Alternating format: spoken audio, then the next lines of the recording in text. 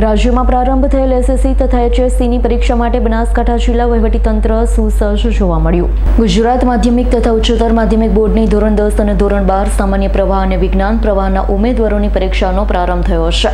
ત્યારે પાલનપુર આદર્શ વિદ્યાલય ખાતેથી બનાસકાંઠા જિલ્લા કલેક્ટર મેહુલ પટેલ, જિલ્લા પોલીસ અધ્યક્ષ અક્ષયરાજ મકવાણા, જિલ્લા શિક્ષણ અધિકારી હિતેશ પટેલ સહિતના અધિકારીઓએ વિદ્યાર્થીઓને ગુલાબનું ફૂલ આપી સફળ પરીક્ષા અને ઉજ્જવળ ભવિષ્ય માટેની શુભકામનાઓ પાઠવી હતી। જિલ્લા વહીવટીતંત્ર દ્વારા કંટ્રોલ રૂમ તૈયાર કરાયો છે, જ્યારે બાળકો કોઈપણ પ્રકારના ભય વગર પારદર્શિત વાતાવરણમાં પરીક્ષા આપી શકે તે માટે તંત્ર દ્વારા વિશેષ તૈયારી સહિત બાળકોને જિલ્લા કલેક્ટરે શુભેચ્છા પાઠવી હતી। તમામ પરીક્ષા કેન્દ્ર ખાતે પોલીસ બંદોબસ્ત તથા ટ્રાફિક જામ ન થાય તે મુજબની વ્યવસ્થાઓ કરાઈ છે। પરીક્ષા આપતા બાળકો અને વાલીઓને પરીક્ષા આપતા સમયે મોડા અથવા કોઈપણ મુશ્કેલીમાં પોલીસ વાહન ઉપયોગ કરવા જિલ્લા પોલીસ વડા અક્ષયરાજ મકવાણાએ અનુરોધ કર્યો છે। બનાસકાંઠા જિલ્લામાં ધોરણ 10ના 49,805, ધોરણ 12 સામાન્ય પ્રવાહના 24,093 અને ધોરણ 12 વિજ્ઞાન પ્રવાહની પરીક્ષામાં 5,330 પરીક્ષાર્થીઓ પરીક્ષા આપી રહ્યા છે। હું ધોરણ 10ની વિદ્યાર્થીની છું। આ વર્ષે અમે પ્રથમ વખત એસએસસીની એક્ઝામ આપવા જઈ રહ્યા છીએ।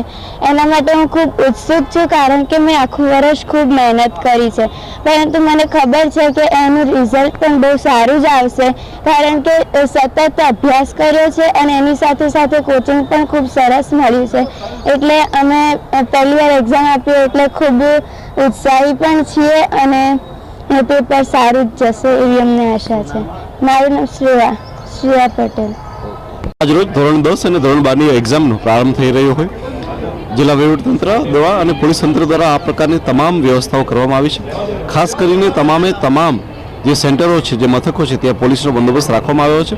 આ સિવાય કોઈપણ જગ્યાએ ટ્રાફિક જામ ના થાય અને વિદ્યાર્થીઓ પોતાના સમય ઉપર પોતાના પરીક્ષા કેન્દ્ર સુધી પહોંચી શકે તે માટે પણ એક સમગ્ર પ્રકારની વ્યવસ્થા ગોઠવવામાં આવી છે। હું આ મીડિયાના માધ્યમથી જણાવવા માંગીશ કે કોઈ પણ બાળકને કોઈ પણ વાલીને જો ક્યાંય પ્રશ્ન થાય કે વહેલા મોડા થાય, ટ્રાફિક જામ થાય, એ લોકો અમારી પોલીસની ગાડીઓનો આ સમય ઉપયોગ કરી શકે છે। અમે તમામ પોલીસે સૂચના કરી છે કે અમારું સરકારી પોલીસ બાઇક કે અમારી સરકારી પોલીસ ગાડી આવા સમયમાં જો બાળક કહેશે તો એના કેન્દ્ર ઉપર પહોંચાડવા માટે પણ અમારું પોલીસ તંત્ર તૈયાર છે। સંજીવ રાજપૂતનો રિપોર્ટ, S9 ન્યૂઝ, બનાસકાંઠા।